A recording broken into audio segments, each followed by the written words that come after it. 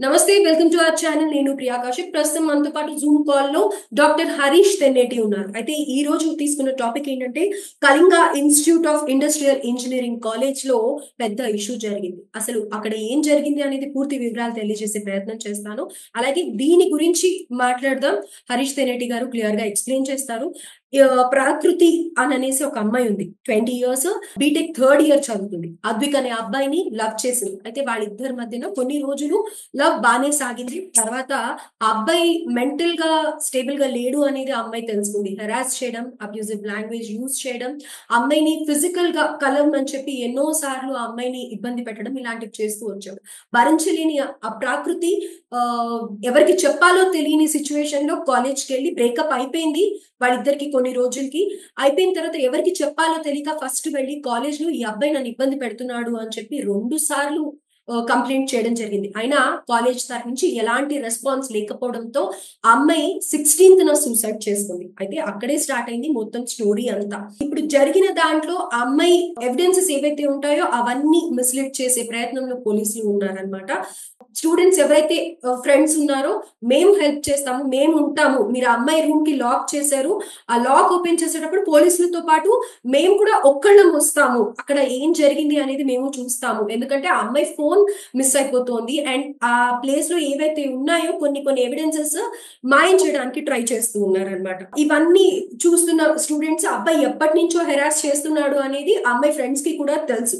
So వాళ్ళు voice raise చేసి తర్వాత ఎన్నో రోడ్ క్యాంపెయిన్స్ చేశారు. ఇది అన్యాయం జరగడం అది ఇది అని చెప్పి భరించలేని కాలేజ్ ఏం చేసింది అంటే ఈ స్టూడెంట్స్ ఎవరైతే ఉన్నారో ఆ స్టూడెంట్స్ మీద రివర్స్ అయ్యి వాళ్ళందరినీ ఉన్న పళంగా కాలేజ్ హాస్టల్ ఖాళీ చేసి సొంత ఊర్లకి వెళ్ళమని చెప్తున్నారు. కానీ ఇదెక్కడి న్యాయం? పిల్లలందరూ చదువుకోవడానికి నేపాల్ నుంచి వాళ్ళ ఇల్లులు కాదనుకొని, వాళ్ళ ఊర్లు కాదనుకొని దేశం విడిచి వచ్చారు.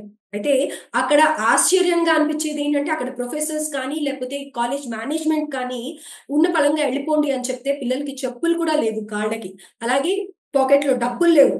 వచ్చిన పిల్లలందరూ కూడా పక్కనుండే సిటీస్‌కి పంపించే ప్రయత్నం చేస్తే పంపించేసారనమాట. వెళ్ళిపోయారు వీళ్ళు కూడా. పోలీసులు మళ్ళీ వెళ్లి వాళ్ళని తీసుకొని రావాలి అని అనుకున్నారు. ఎందుకు అంటే అక్కడ పీఎం ఎవరైతే ఉన్నారో ఆయన రెస్పాండ్ అయ్యి ట్వీట్ చేయడం వల్ల కొంచెం సీరియస్‌గా ఉంది. అలాగే అట్ ద సేమ్ టైమ్ 17థ్ ఈ ఇష్యూ అంతా న్యూస్ ఛానెల్స్‌లో రావడం జరిగింది. ప్రతి ఒక్కళ్ళు మాట్లాడడం జరిగింది. అప్పుడు కాలేజ్ మేనేజ్మెంట్ ఇదేదో సీరియస్ అవుతుంది అన్న ఉద్దేశంతో మళ్ళీ ప్రైవేట్ బాడీ గార్డ్స్‌ని పెట్టి, సెక్యూరిటీ వాళ్ళని పెట్టి, కాలేజ్‌లో జిమ్ ట్రైనర్ ఎవరైతే ఉంటారో వాళ్ళని పెట్టి, పిల్లల దగ్గరికి పంపించి వాళ్ళని తీసుకొచ్చే ప్రయత్నం చేశారు. పిల్లలు రామని రిజెక్ట్ చేశారు స్టూడెంట్స్. అయినప్పటికీ మీకు ప్లేస్‌మెంట్స్ ఇప్పిస్తాము. ఆడపిల్లలకైతే గనక 2500 మనీ ఇస్తాము అని చెప్పి వాళ్ళని మభ్యపెట్టే ప్రయత్నం చేశారు. అయినా కానీ ఎక్కడా లొంగలేదు. ఎందుకంటే ఇది ప్రకృతి అని ఒక అమ్మాయికే కాదు రేపొద్దున ఎవరికైనా జరుగుతుండొచ్చు.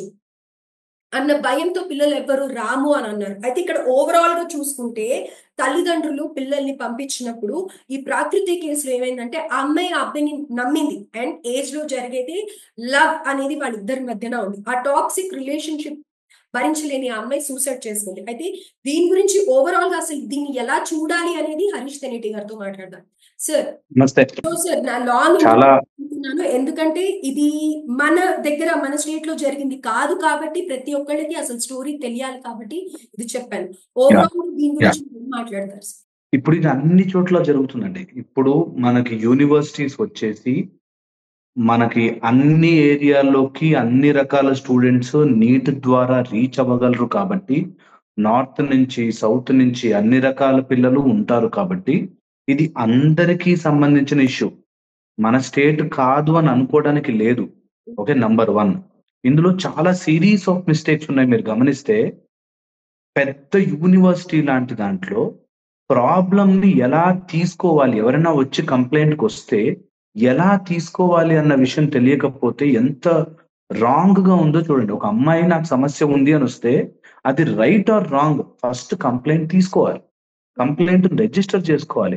ఆ కంప్లెయింట్‌కి ఒక ఆర్డర్ అంటే మనకి నేను కంప్లెయింట్ తీసుకున్నాను. దీన్ని యాక్షన్ తీసుకుంటాము. దీన్ని what is the action taken report ATR అంటారు. అట్లాంటిది ఇవ్వాలి. అలాంటిది ఏమీ చేయకుండా నాకు ట్రబుల్ అవుతోంది అని తెలిసిన సేమ్ మన ఆర్జికర్‌లో చూసినట్టుగా ఒక ఇష్యూని ఈజీగా డైవర్ట్ చేసే మెథడ్స్ ఎన్నున్నాయి అందులో. అందులోనూ అనవసరమైన పొలిటికల్ ఇన్వాల్వ్‌మెంట్. ఎప్పుడు చూసినా ఇలాంటి దాంట్లో పొలిటికల్ పార్టీ వాడెవడో కొడుకు. పొలిటికల్ ఇక్కడ పార్టీ కూడా అదే వాళ్ళెవరో రిపీట్ అవుతుంది. అద్విక్ అనే సో అబ్బాయి పొలిటికల్ బ్యాక్‌గ్రౌండ్ ఉంది. చాలా ఇన్‌ఫ్లూయెన్షియల్ పర్సన్ అని చెప్పేసి ఆ అబ్బాయిని టచ్ చేయడానికి భయపడుతున్నారు. ఎగ్జాక్ట్‌లీ అదే జరుగుతుంది. ప్రతి చోట ఇదే ప్రాబ్లమ్ జరుగుతోంది. ప్రతి చోట ఇలాంటి వాళ్ళనే వాళ్ళు టాస్క్ చేసుకొని, ఈ అమ్మాయి ఏం చేయలేదు అని జెప్పి. ఇందులో ఇంకొక అస్టానిషింగ్ విషయము అంటే ఇలాంటివి వింటారా, ఇలాంటివి మాట్లాడతారా అని తెలియడానికి మీరు నేపాల్ వాళ్ళు, మీరిక్కడి వాళ్ళు కాదు అని చెప్పి ఒక మాటని మీ జీడీపీ అంత లేదు, మీ మీ విలువ ఎంతుంది అన్నట్టుగా తక్కువ చేసి మాట్లాడడం. దానివల్ల మన భారతదేశ రెప్యుటేషన్ పాడవుతుంది. ఇక్కడికి వస్తే ఇలా జరుగుతాయి అనే అంత ఇష్యూ జరుగుతుంది. దీంతో పాటుగా ఇష్యూని డైవర్ట్ చేయడానికి ఫోన్ లాక్కోవడం గాని, ఏదున్నా దీనికి ఎవరు అడ్వైజర్ ఇస్తుంటారండి. అక్కడ ఉన్న వాళ్ళలో ఎవరో చిన్న విషయాన్ని పెద్దది చేయడానికి అడ్వైజ్‌లిస్తారు. హ్మ్. దీన్ని మీరు పంపించేయండి ఫస్టు. వాళ్ళని బయటికి పంపించడం మళ్ళీ లోపల తీసుకురండి. ఇలా చిల్లర చిల్లరగా ఒక హుందాగా ఒక ప్రాబ్లమ్‌ని డీల్ చేయడం చేతగాక, ఇప్పుడు ఒక అమ్మాయి ఎందుకు సూసైడ్ చేసుకుంది? ఆ అబ్బాయితో ఏం రిలేషన్ ఉంది? అన్నది వాళ్ళ పర్సనల్ లెవెల్‌లో ఇలాంటివి జరుగుతూనే ఉంటాయి. డీల్ చేయొచ్చు. దీన్ని కప్పిపుచ్చాలని ట్రై చేసి ఒకటికి 10 మిస్టేకులు చేస్తారు. దీనివల్ల పిల్లల్లో ఒక మానసిక ఇన్‌స్టెబిలిటీ ఏర్పడిపోతుంది. పేరెంట్స్‌కి ఒక భయం ఏర్పడిపోతుంది. అమ్మో! ఏమవుతాడని. అండ్ ఇలాంటి వాటిలో నాకు తెలిసి గ్యారంటీ‌గా పొలిటికల్ ఇన్వాల్వ్‌మెంట్ ఉండి, డబ్బు ఇన్వాల్వ్‌మెంట్ ఒచ్చి, ఇప్పుడు ఇంత గొడవ చేస్తున్నా అక్కడున్న వాళ్ళు సెటిల్ అయిపోతారు బానే. దాని ఎఫెక్ట్ అయిన వాళ్ళు ఆ తండ్రి గాని, లేపోతే ఆ కూతురు ఫ్యామిలీ గాని, లేకపోతే ఈ ఆహ్, ఈ దీని కోసమని పార్టిసిపేట్ చేసిన వాళ్ళందరి జీవితాలు అస్తవ్యస్తమవుతాయి. పిల్లల్ని ఊరికే వదలరు. మీరిలా స్ట్రైక్ చేసిన పిల్లల్ని ఎవ్వరు వదిలిపెట్టరు తెలుసా? తర్వాత వాళ్ళ మీద పగబెట్టుకొని, వాళ్ళ మీద గూడా రివెంజ్‌లు తీర్చుకుంటారు. మేనేజ్‌మెంట్ చాలా చాలా జాగ్రత్తగా ఆ అమ్మాయి జీవితాన్ని అలా అయిపోయినందుకు 1% రిగ్రెట్ చూపిచ్చి, దీన్ని రాంగ్‌ని రాంగ్‌గా ఎందుకు చూపించలేకపోతారో నాకు అర్థమే కాదు. ఈ టాక్సిక్ రిలేషన్‌షిప్స్ వచ్చినప్పుడు, అరే! ఇది చెడుగా దారి తీస్తున్నాయి. మనం ఎన్ని చూస్తున్నాము.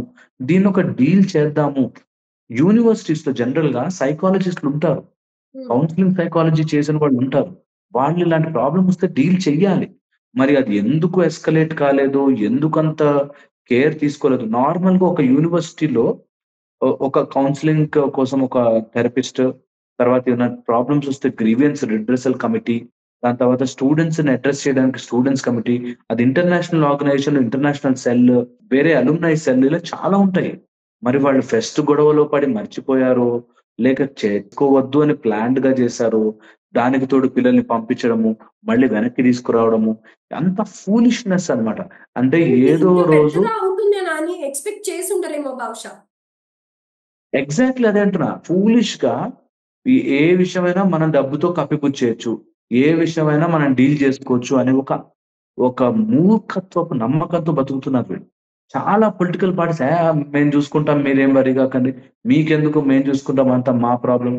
ఎవడొస్తాడు రాని, ఏ పోలీసొస్తాడో రాని అని పోలీసులకు ఫోను జేసి, అంటే ఈ ఇక్కడ సార్ టైపులో ఒక్క విషయం.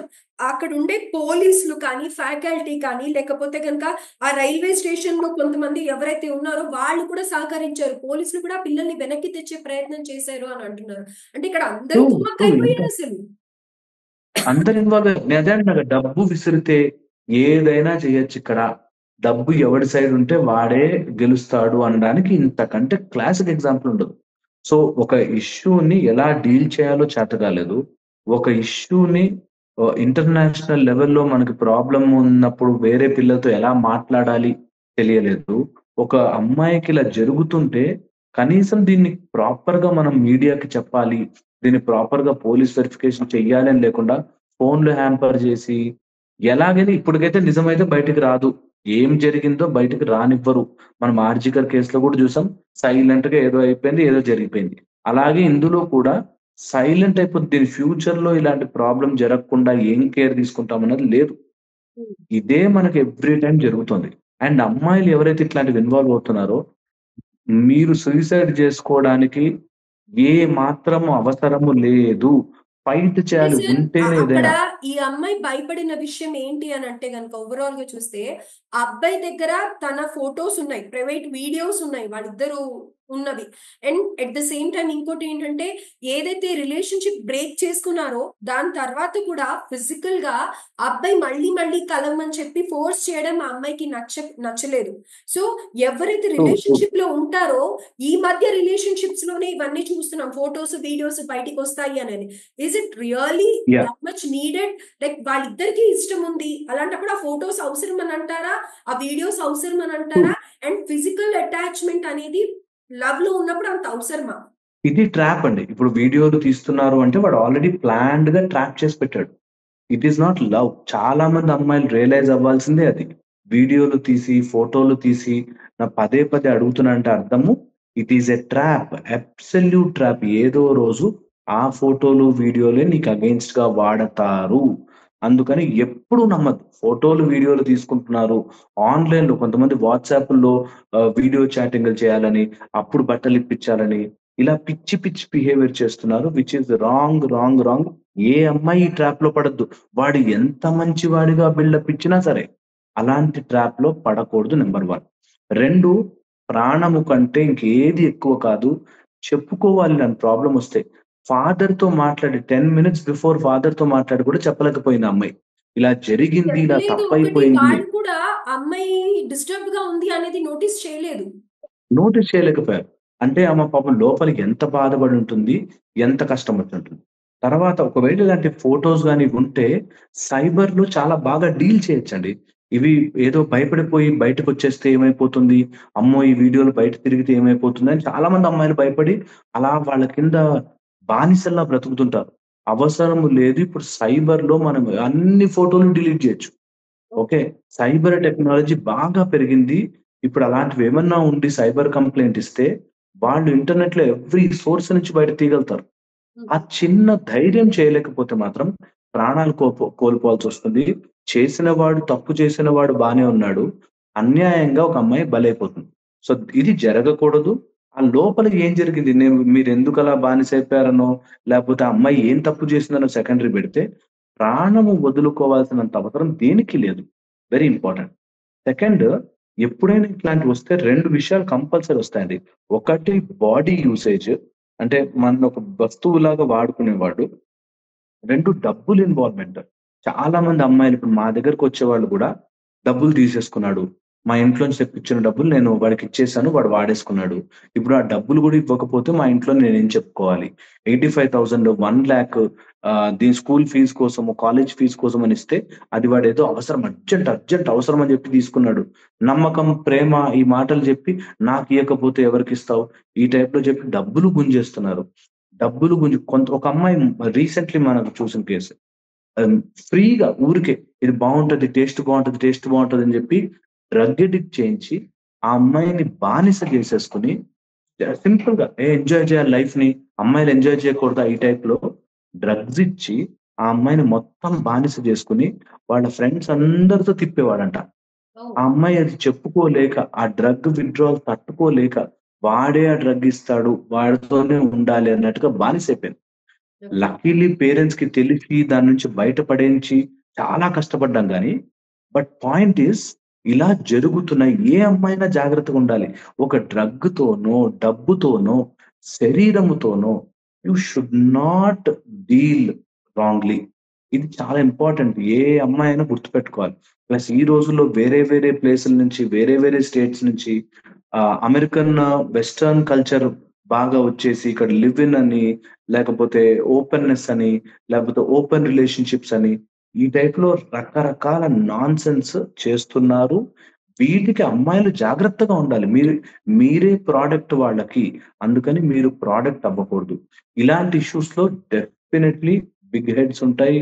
వాళ్ళు పొలిటికల్‌గాను, తర్వాత ఆ ఇష్యూ డీల్ చేసే వాళ్ళు వెనకాల సపోర్ట్ ఆఫ్ వేరే వేరే ఆఫీసర్స్, వేరే వేరే సిస్టమ్స్ ఇవన్నీ సపోర్ట్ ఉంటాయి. అండ్ దీన్ని ఈజీగా మీడియా నుంచి డైవర్ట్ చేసేస్తారు.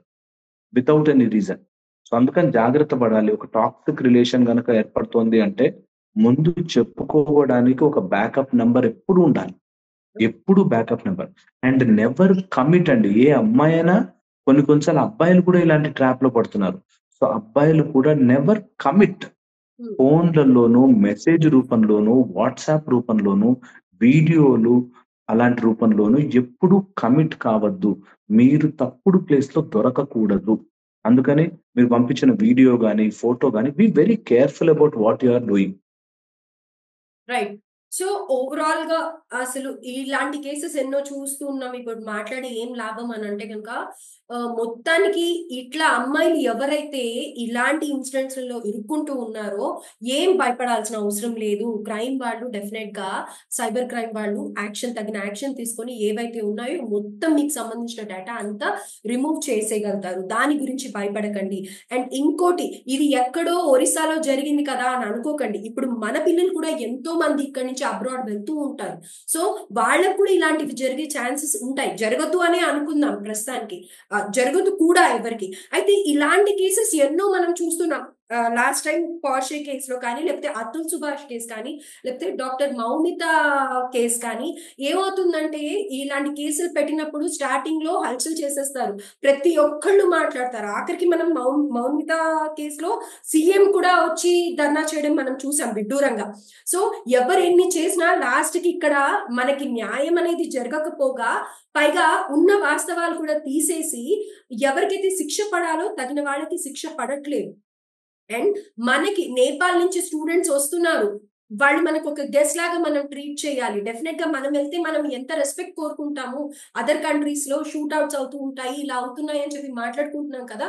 సో, మన దగ్గర కూడా ఇలాంటివి జరగకుండా ఉండాలి అని డెఫినెట్‌గా ఈ కేస్‌లో కూడా ఎవరైతే విక్టిమ్ ఉన్నారో వాళ్ళకి జస్టిస్ జరగాలి అని కోరుకుంటున్నాను. సో, లాస్ట్‌లో ఏంటంటే ఒకవేళ ఎవరికైనా ఇట్లాంటి ఏ అమ్మాయైనా ఇట్లాంటి బ్లాక్‌మెయిల్స్ కానీ, లేకపోతే మన వీడియోలు, ఫోటోలు ఉన్నాయనంటే భయపడొద్దు నంబర్ 1. సెకండ్ ఇమ్మీడియేట్‌గా హైయర్ అథారిటీస్‌కి ఇన్ఫార్మ్ చెయ్యాలి. ఆ థ్రెట్ ఏంటో తెలుసుకోవాలి. And keep everything black and white proof. అమ్మాయిలు చాలా మంది భయపడి ప్రూఫ్‌లు డిలీట్ చేస్తారు. హ్మ్. వాళ్ళ దగ్గర ప్రూఫ్‌లుంటాయి. వీళ్ళ దగ్గర డిలీట్ చేస్తారు.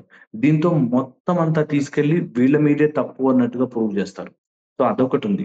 దాని తర్వాతొచ్చేసి ఒకవేళ ఇలాంటివి ఏదైనా ఫేస్ చేస్తున్నట్లయితే మీకు indication money, indication drugs, indication వచ్చేసి పార్టీల కోసం ఇంట్లోంచి డబ్బులు తీసుకురా అని ప్రెషర్ చేయడం. ఫోర్త్ ఒక కేటగరీ పీపుల్ డబ్బు నీ మీద వెదజల్లుతారు. అంటే నువ్వంటే ఎంతిష్టం అంటే చూసుకో నా దగ్గర ఇంత డబ్బుంది నీకోసమే అన్నట్టుగా వెదజల్లుతారు. ఇలాంటి వాళ్ళ దగ్గర జాగ్రత్తగా ఉండాలి.